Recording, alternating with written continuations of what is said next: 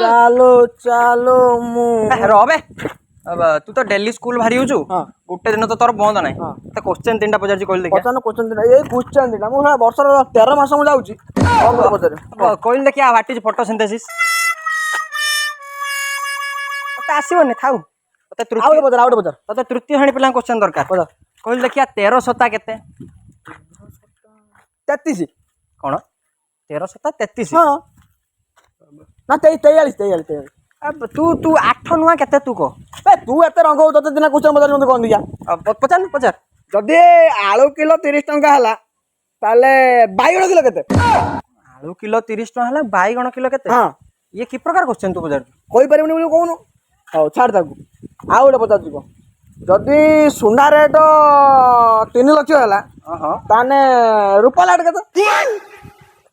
तो मुंडो काम करूनी कि